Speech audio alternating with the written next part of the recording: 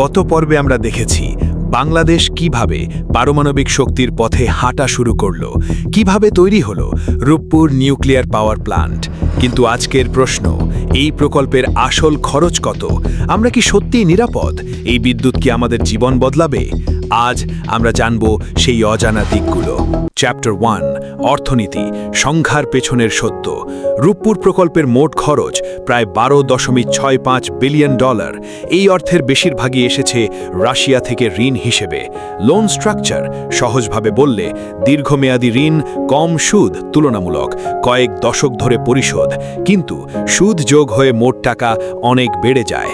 ভবিষ্যৎ প্রজন্মকেও এই ঋণ বহন করতে হবে। চ্যাপ্টার 2, বিদ্যুতের দাম বাড়বে নাকি কমবে? সবচেয়ে গুরুত্বপূর্ণ প্রশ্ন, এই বিদ্যুৎ কি সস্তা হবে? পারমাণবিক বিদ্যুতের বৈশিষ্ট্য, ইনিশিয়াল কস্ট বেশি, অপারেটিং কস্ট কম, লং টার্ম স্টেবল প্রাইস। বিশেষজ্ঞরা বলেন শুরুতে দাম বেশি লাগতে পারে, কিন্তু 10-15 বছর পরে এটি সস্তা হয়ে যায়। চ্যাপ্টার 3, বাস্তব জীবনে প্রভাব। চলো বাস্তব জীবনে দেখি শিল্প খাত, নিরবিচ্ছিন্ন বিদ্যুৎ, উৎপাদন বৃদ্ধি, বিদেশি বিনিয়োগ বাড়ার সম্ভাবনা।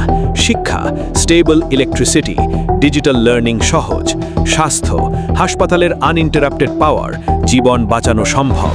চ্যাপ্টার 4, নিরাপত্তা বিষয়ক গভীর বিশ্লেষণ। নিরাপত্তা নিয়ে মানুষের ভয় স্বাভাবিক।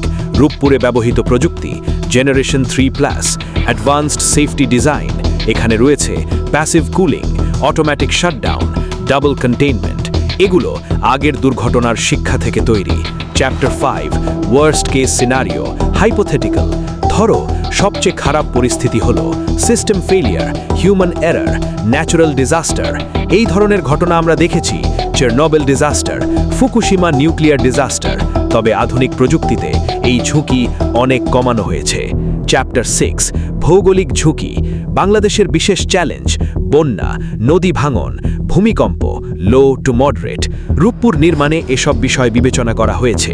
Flood protection, seismic design. Chapter 7, পরিবেশ বনাম উন্নয়ন। পারমাণবিক শক্তি, low carbon emission, radio active waste problem. বাংলাদেশের পরিকল্পনা, বর্জ্য পাঠানো হবে রাশিয়াতে। চ্যাপ্টার 8, জনমত, মানুষ কি ভাবে। বাংলাদেশে মতামত দুই ধরনের, সাপোর্টার্স, উন্নয়ন, প্রযুক্তি, বিদ্যুৎ সমাধান, ক্রিটিক্স, নিরাপত্তা ঝুঁকি, ঋণের চাপ, বর্জ্য সমস্যা।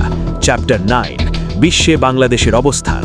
এই প্রকল্পের মাধ্যমে বাংলাদেশ নিউক্লিয়ার ক্লাবে প্রবেশ করেছে, আন্তর্জাতিক গুরুত্ব বেড়েছে, প্রযুক্তিগত সক্ষমতা বৃদ্ধি পেয়েছে।